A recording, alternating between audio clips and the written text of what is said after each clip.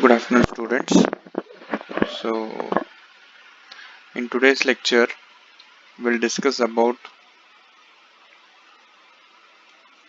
torque and magnetic boundary conditions, right? So, this is what we have. This is what we have seen in this module. That is magnetostatics. That is Biot-Savart's law, magnetic field intensity, magnetic flux density, Ampere circuital law, scalar and vector magnetic potentials.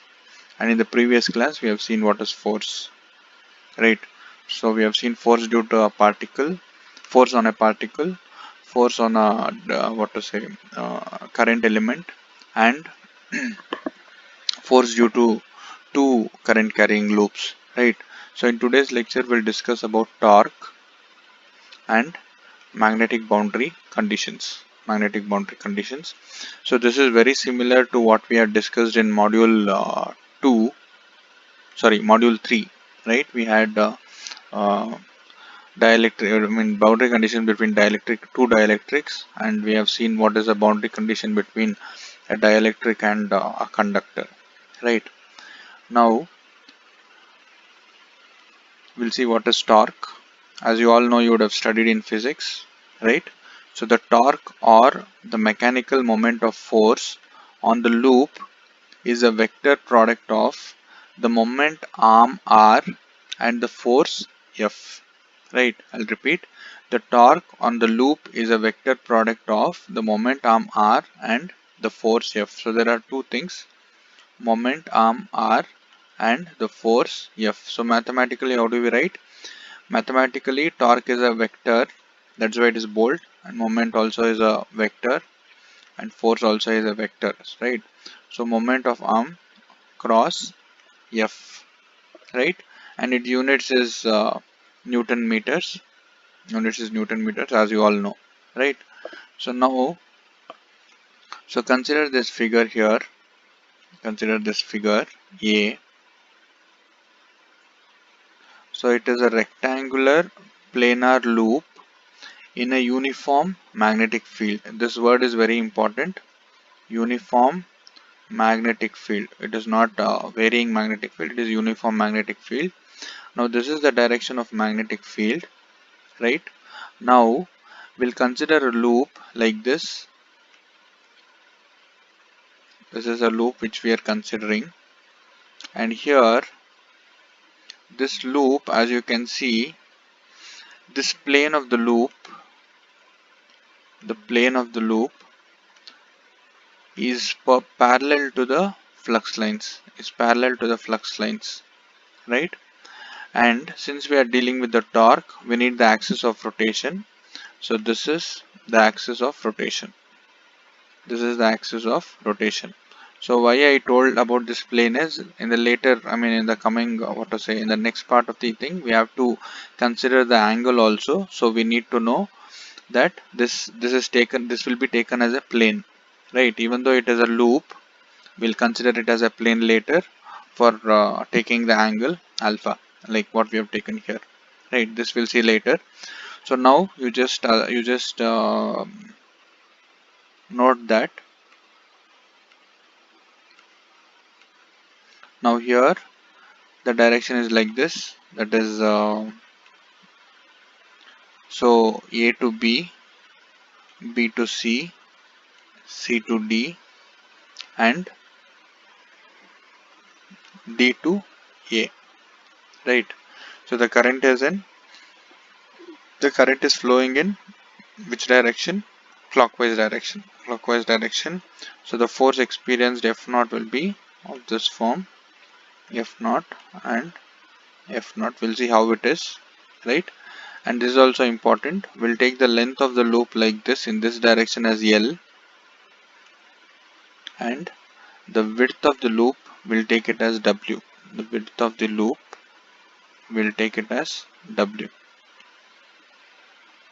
I hope you have understood. Only thing is uniform magnetic field, and we have considered a loop and an axis of rotation. Three things. Now we'll go into the explanation. Yes. Now let us apply the rectangular loop. Apply this to a rectangular loop of length L and width W placed in uniform magnetic field B as shown in the figure what we saw in the previous slide. So from this figure we notice that DL is parallel to B. DL is parallel to B along the sides AB and CD. Right. Now here you just see that here this is AB and this is CD.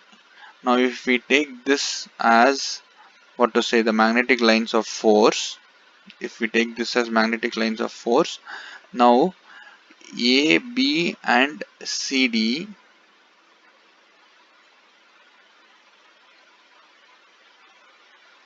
so this A, B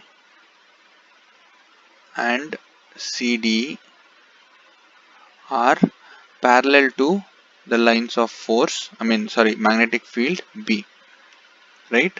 Parallel to lines of force B, that is what is written here. So since it is parallel and hence no force is exerted on those sides, only when it is perpendicular, now this is perpendicular, so it will have some force, but not on this because these are parallel to the magnetic lines. Now listen here. Now F is equal to I.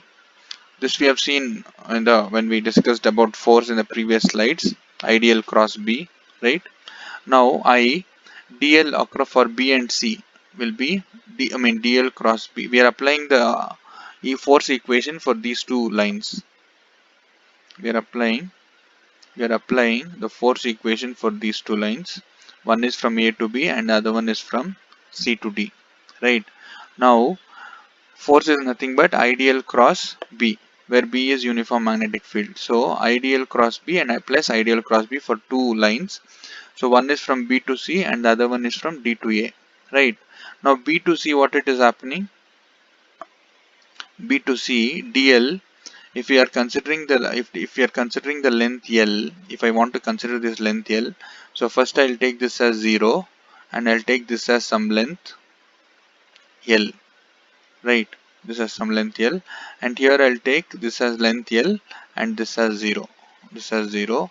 So now just like some coordinates, so it will be 0 to L dz az cross B plus I L to 0 dz az cross B.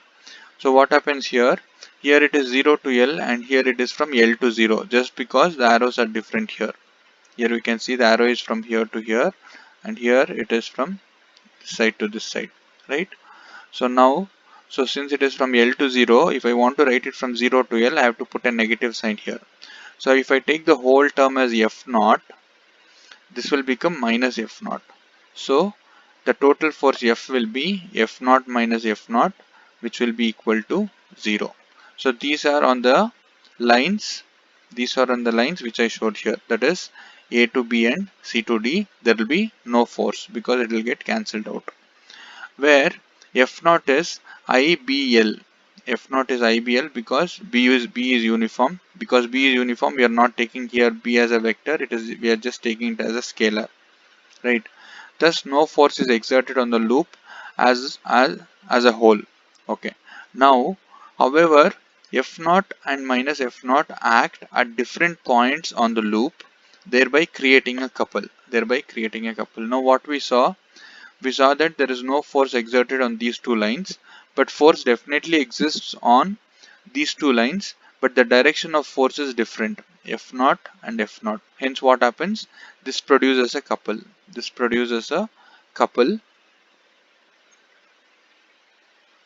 Couple.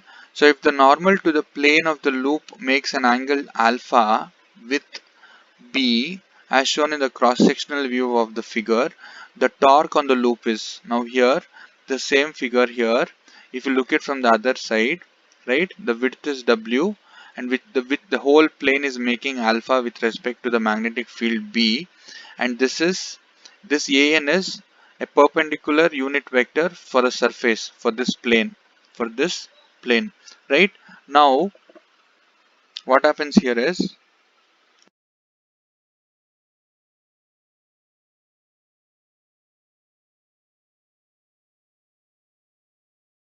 Now here, now here, this is a unit vector an which is perpendicular to the planar surface of this loop, right? And here we are considering that that plane is making the angle alpha and the width is w, right? So that is this width w, right? So this width is nothing but w.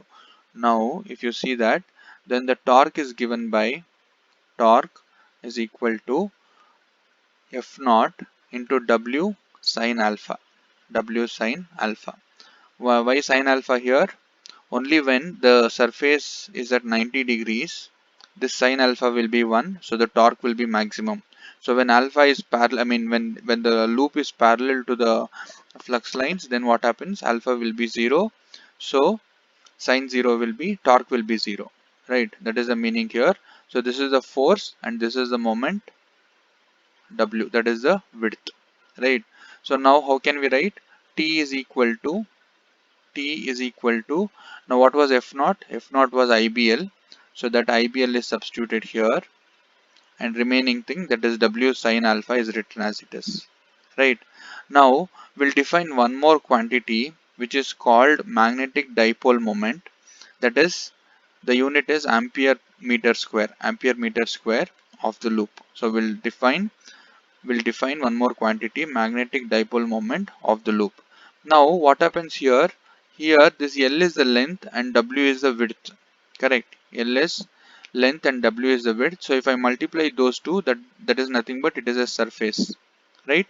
So how can I write that? I can write it as B I BIS sine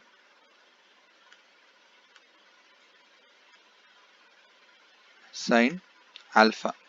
Right? Now this IS will define one quantity which is called Is into An. So this Is will become a part of the moment, right? And since you have sine alpha and B here, right?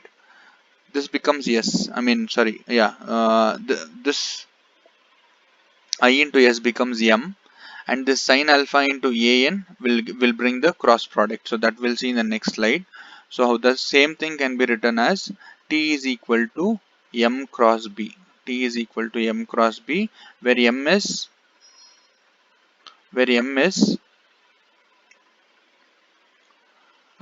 Is into An cap. Is into An cap. So when you substitute it here, you will get T is equal to this Is sine alpha is written as M, right? So T is equal to M cross B. M cross B. That is the equation for the torque. Now, yeah, that is the equation for the torque. Now, what is the definition for dipole moment? The dipole moment is a product of current and the area of the loop. Its direction is normal to the loop. That is this one. The definition for magnetic dipole moment is M is equal to product of current and the surface and a unit vector An which is normal to the loop. That is the definition of magnetic dipole. Now, please read this one. Although the expression was obtained by using a rectangular loop, it is generally applicable in determining the torque on a planar loop of any arbitrary shape. Now, whatever analysis we did for is for a rectangular loop, but the same concept can be applied for any arbitrary shape. The only limitation is that the magnetic field must be uniform. As I told you in the beginning, that is very important. B should be uniform. B vector should be uniform. Magnetic field B should be uniform. It should be noted that the torque is in the direction of axis of rotation. The z-axis in the case of figure, okay, whatever we have seen, it is directed with the aim of reducing alpha so that M and B are in the same direction. So in the equilibrium position, that is when M and B are in the same direction, the loop is perpendicular to the magnetic field. And the torque will be zero, as well as the sum of the forces on the loop, as well as the sum of forces on the loop. So what you have to understand here is, when the loop is perpendicular to the magnetic field, the torque will be 0, as well as the sum of forces on the loop, it will be 0, right? So this is all about the torque, what you have to know, right? We have seen the force. So after we have seen the force in the previous class. So what is torque? Torque is nothing but it is a product of momentum and the force, right? So from that we have obtained this we have seen this diagram, we have understood this diagram, right? So there will be no force acting on this because these two lines are parallel to the magnetic field, right? And the force acting on these two lines will be in a different directions, right? Different directions. So this produces a couple on this axis, on z axis, couple on z axis, right? Now for this we have seen that f naught minus f naught will be 0 for this particular one, and the force, torque is produced only because of these two forces, that is f naught and minus f naught, both are in different directions. Now if the same planar loop, if the same planar loop is at some angle alpha with respect to the magnetic field, then the things are different. Then we have to we have introduced a magnetic dipole moment, and then we have seen the torque is equal to m cross b. And also we have seen that if the loop is perpendicular to the magnetic field, and the torque will be 0, as well as the sum of forces on the loop, that is f naught and f naught minus f naught will be 0, right?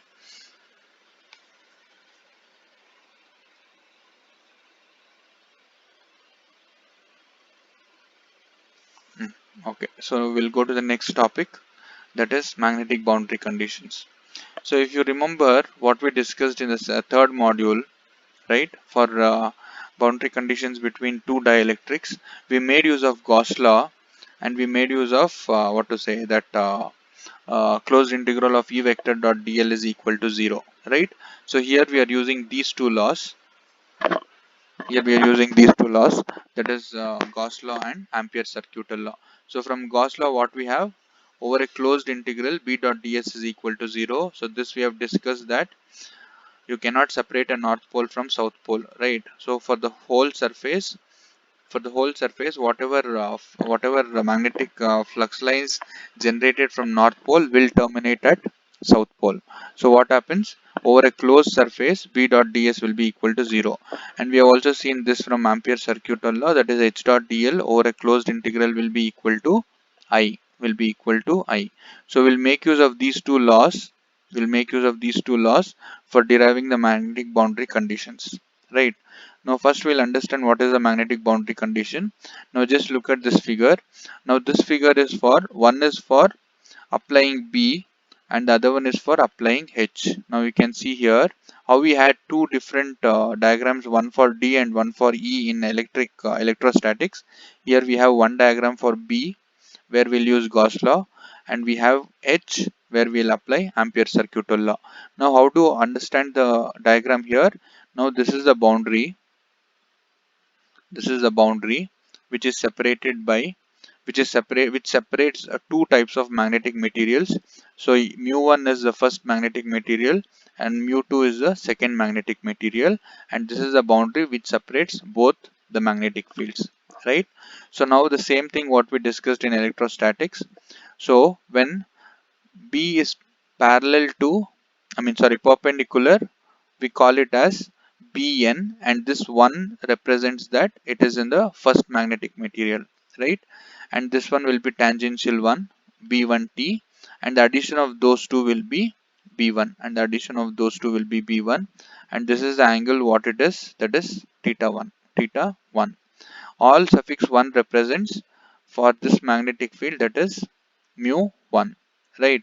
Now we'll consider the same thing for 2 also, whatever explanation I told you now, the same thing for the second magnetic material also.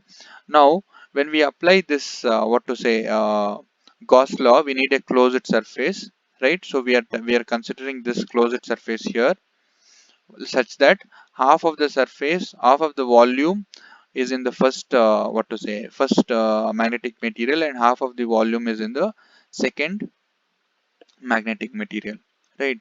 Similarly, when you come to this diagram, this diagram here, you can see that this is the boundary which separates two magnetic materials. This is the boundary which separates two magnetic materials.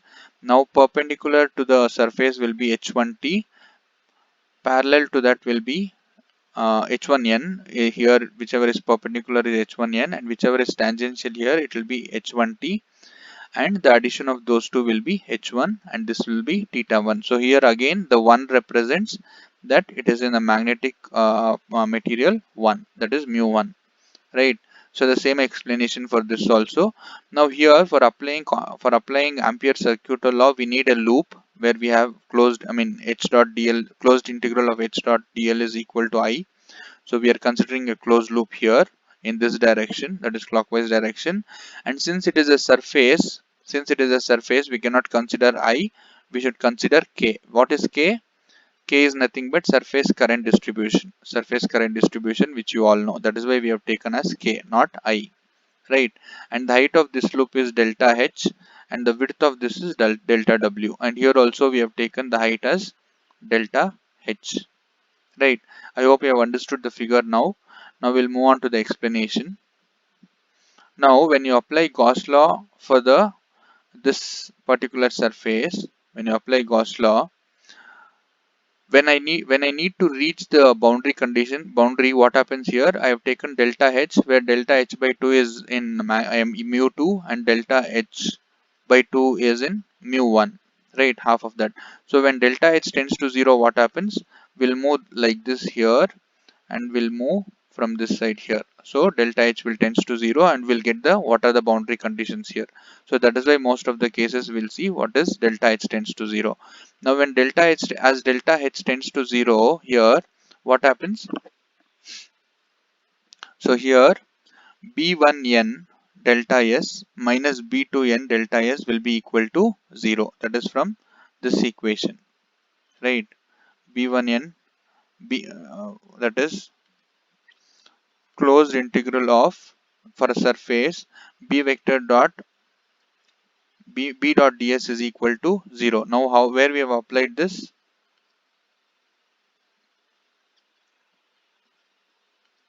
So we have obtained it here. Now when I apply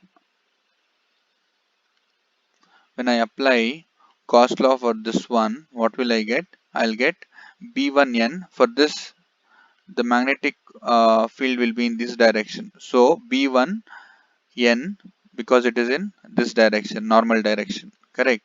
B1n into delta S, that is delta S is the area, so B1n into delta S minus B2n, that is B2n here, it will be in this direction, B2n into this surface, that is delta S.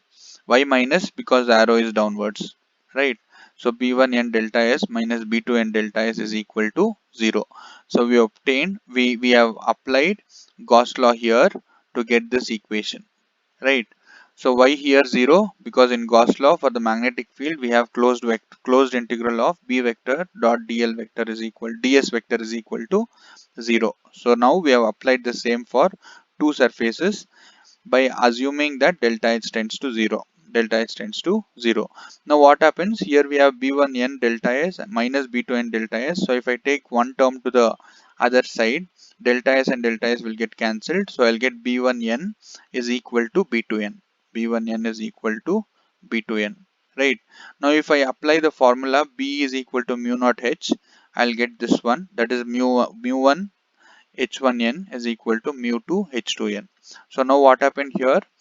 We actually need to find four parameters, that is B1n,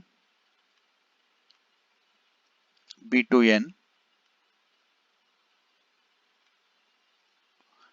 sorry, 8 parameters. So we'll have 8 parameters, that is, and one more is H1n, H2n. So only for normal we have 4, and similarly for tangential we'll have 4. So we need to obtain the relationship between each. Now we have obtained between B1n and B2n from Gauss law, that is what we have got here. Now when I substitute B1n is equal to mu naught or mu1, not mu naught, because the permeability of the first surface is mu1 and the permeability of the second surface is mu2. So mu1 and mu2 followed by h1n and h2n, h1n and h2n. So we got these two relations now by applying Gauss law. Right, now what is the conclusion from this? What is the conclusion now? The conclusion is we got b1n is equal to b2n. So hence the normal component of b is continuous because both are equal, continuous, but the normal component of h is discontinuous at the boundary. At the boundary, h is, here we don't have h1 is equal to h2, h1 of n, h1n is not equal, is not equal to h2 of n. Here we have mu1 and mu2 also here. So h1n and h2n are not, that is h is not continuous on the boundary, whereas we got b1n is equal to b2n, hence b is normal to the, b is continuous at the boundary, right? This is the conclusion from this one, that is by applying Gauss law. Now next we'll come to Ampere circuit law. So we'll apply Ampere circuit law for this one. First understand how many things we have here. So here this delta W, it completely belongs to mu2, right? It completely belongs to mu2. Now for this height we have to consider delta h by 2 into for mu2 and delta h by 2 for mu1, right? So how many over 1, 2 and 3, and again here this is delta W which belongs to mu1 itself, right? And here we'll have delta h by 2 mu1 and delta h by 2 mu2. So how many will have? 1, 2, 3, 4, 5, 6. So we'll have 6 equations. We'll have 6 terms in this equation when we solve for the whole loop. Now we'll see what will be the equation now. So now here just see this one. Just leave this, I'll tell you what it is later, right, from the Ampere circuit law. Now from Ampere circuit law what we have, we are applying this one for the loop. Closed integral of h vector dot dl vector is equal to I, right? Now here first we'll start from h1t. Where is h1t? Yeah, this one, right? So from A to B if I come, it will be h1t because it is tangential to the boundary, h1t, and what is the width of that? It is delta W, right? Next I'm coming down. So when I'm coming down, I'm taking it positive because this is a reference what we have taken, that is A12. So it will be positive when you're coming down. So it will be plus h1n plus h1n delta h by 2 and again plus h2n into delta h by 2. Now we are going in the opposite direction. So you'll have minus h2t, this equation, minus h2t into delta W. And when you're going up, we are taking it as negative. So h2n delta h by 2 and minus h1n delta h by 2. Now again, since we need to know what is there in the boundary here, we have to take delta h tends to 0. So when delta h tends to 0, what happens? All these terms will get cancelled. All these terms will get cancelled. Now what will, yeah, and now I told you I'll tell this later. Now what is this k into delta W? This k into delta W is nothing but the current distribution. So here we have I, right? Here we have I. So since it is surface current distribution, we'll take it as k into delta W, right? So as delta h tends to 0, now all the terms got cancelled. So how many terms we had? We have only these two terms, that is h1t delta W minus h2t delta W. Now delta W on both the sides, that is this and this will get cancelled. So what we'll have k is equal to h1t minus h2t, that is this equation, right? h1t minus h2t is equal to k.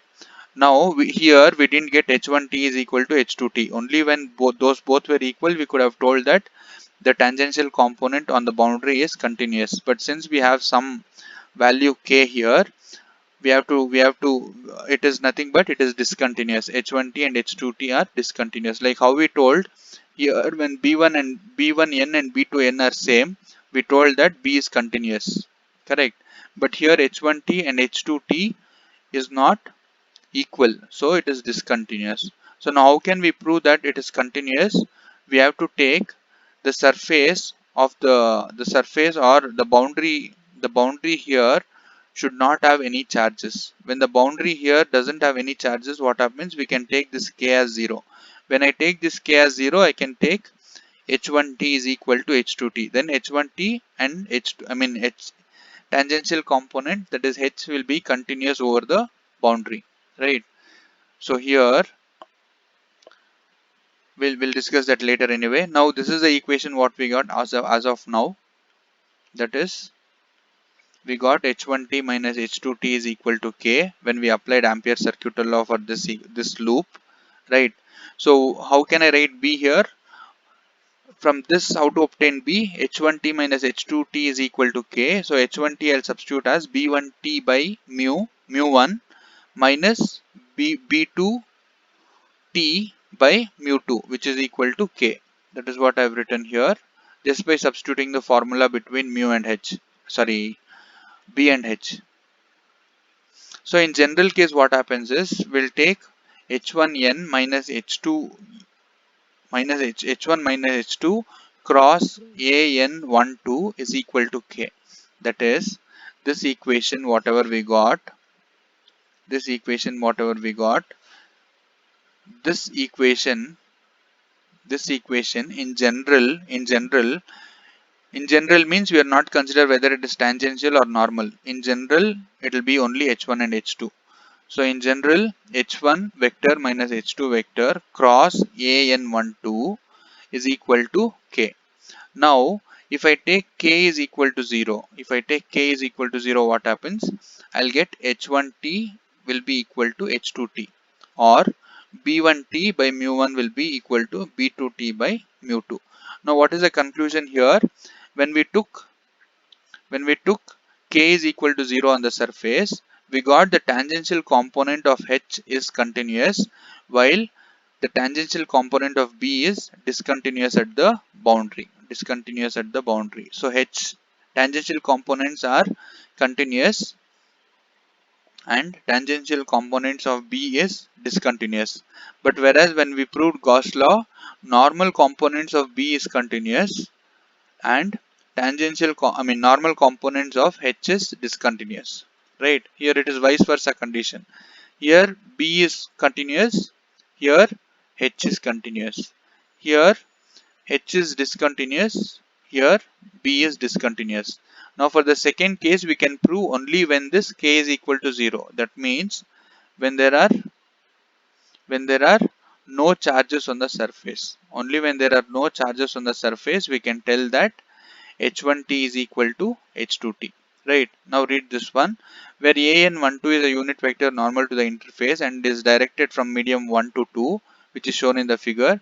In the boundary, if the boundary is free of current or the media and not conductors, right?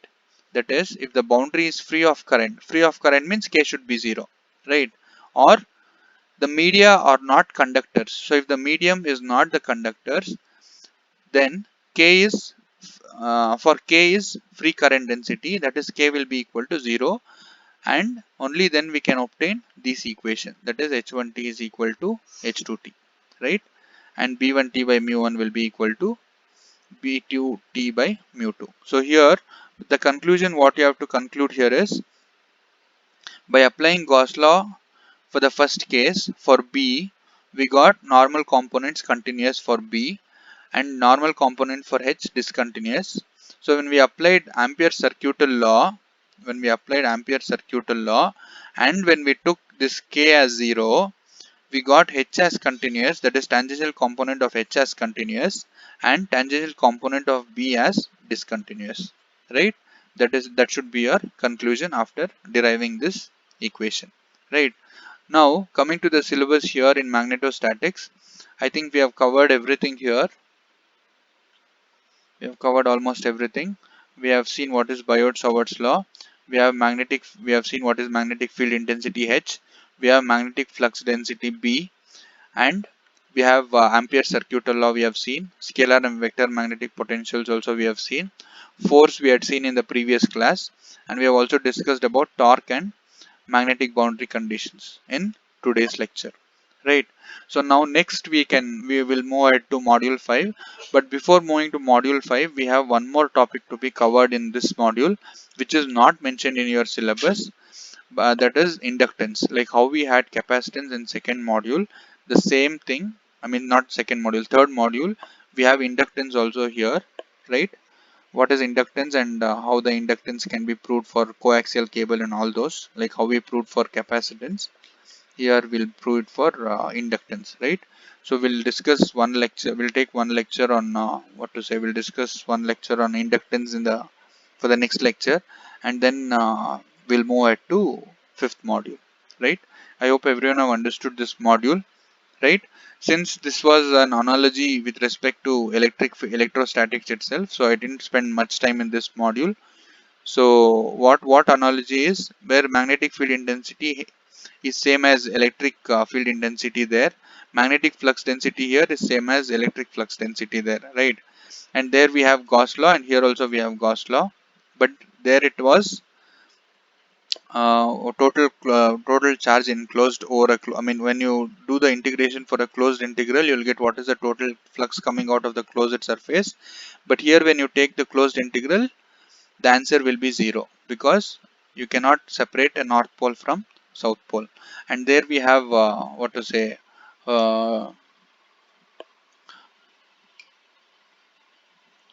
we had here we have Ampere circuital law, right? Where we saw,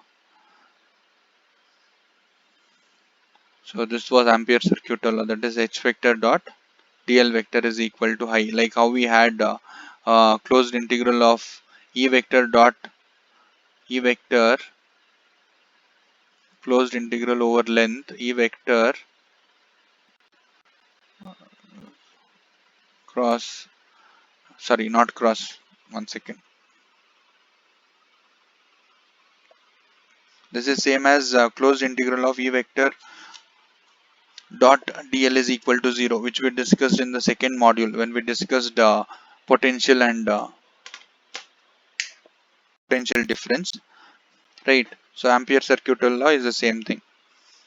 And we have and the most importantly, you should know all the Maxwell's equations, what was shown in the previous slide, previous to previous lectures. That should be handy. You should always know those equations, right? So we'll continue in the next lecture. So we'll discuss about inductance in the next lecture, right? And now, yeah, before going to that, I forgot to tell you one more important thing. Like how we saw here, that is B1n is continuous, and H1n and H2n are discontinuous, and here H1t and H2t are continuous, B1t and B2t are discontinuous. Here we have one more thing. When the planar angle, when the plane makes some angle theta, then what happens? This is from B1n and B2n. B1n and B2n are same. H1t and H2t are same, like what we discussed in the previous two slides, right? So here for B1n and B2n, we'll write this as B1 cos theta 1. B1n can be written as B1 cos theta n from the figure, and B2n can be written as B2 cos theta 2. Similarly, H1t can be written as B1t by mu 1, right? And this H2t can be written as B2t by mu 2. The same thing, if I want to remove the t, we have to include this sin theta 1 and sin theta 2. So these are the two equations what we get. Now if you divide the equation 2 by 1, that is sin theta by cos theta, it will become tan theta. So tan theta 1 by tan theta 2, you get mu 1 by mu 2. You can just do that in your book. You will get tan theta 1 by tan theta 2 is equal to mu 1 by d2. So which is nothing but the law of refraction of magnetic flux lines at the boundary with no surface current. As I told you, we have to take this surface current as 0. Only then we can prove that. With no surface current, tan theta 1 by tan theta 2 is equal to mu 1 by mu 2. So this also you have to note. Sorry, I forgot to tell this in the beginning, right? So that's all. So these are all about the boundary conditions of magnetic field, right? So we'll continue in the next class. Right. Thank you.